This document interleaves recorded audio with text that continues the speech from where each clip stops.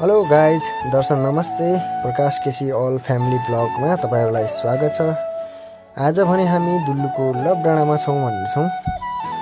आज चाहिँ थोरै घुमघामको कार्यक्रममा दुल्लुको लभ डाँडाको दृश्य तपाईहरुलाई पनि देखाउँ भनेर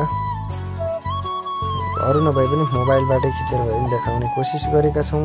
सबैले माया साथ सपोर्ट गरेर साथ दिनु होला भन्ने आशा छ।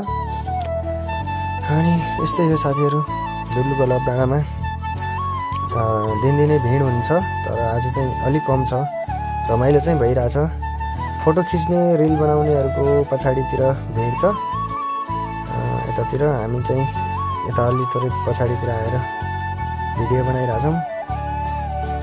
अनि यहाँका पुराना प्राकृतिक सम्पदाहरुको संरक्षण गर्ने व्यक्तिहरुको फोटो सहितको शिलालेख राखिएको छ। यही शिलालेखले अहिले दुल्लुको लभ डाँडा अलि भाइरल पनि भइराछ। यतातिर साथीहरु फोटो खिच्दै हुनुहुन्छ, हामी पनि फोटो खिच्ने भनेको, तर हाम्रो अलि पालो आएन। त्यसैले साथीहरु हजुरहरु खिच्नुस्, हामी चाहिँ एकछिन पछि भनेर फोटो भिडियो बनाउँदै छौं। यतातिर फोटो खिच्दै हुनुहुन्छ, अनि पछाडी ब्याकग्राउन्डमा पनि फोटो खिच्दै हुनुहुन्छ क्यामेराम्यानले। यतातिर रेडी भएर बस्नुभएको छ फोटो खिच्नेहरु। यतातिर फोटो खिच्नेको भिड अझै छ।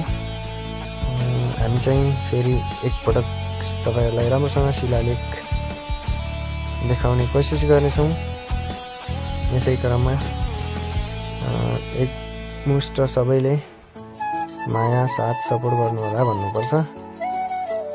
हामी चाहिँ अगाडि बढ्दै छौं यो दुल्लुको लभ डाँडामा। क्यामेराम्यानमा चाहिँ हुनुहुन्छ मनोज सिंह, म प्रकाश केसी। सँगसँगै आज धेरै रमाइलो नभए पनि ठिकठिकै रमाइलो चाहिँ भएको छ। अलिकति दुल्लुमा आजभोलि गर्मीको मौसममा अलि धेरै गर्मी बढिरहेछ, त्यही हो भन्नुपर्छ। अरु चाहिँ यस्तै हो, घुमघाम गर्नेहरुको भिड चाहिँ एकदमै हुन्छ।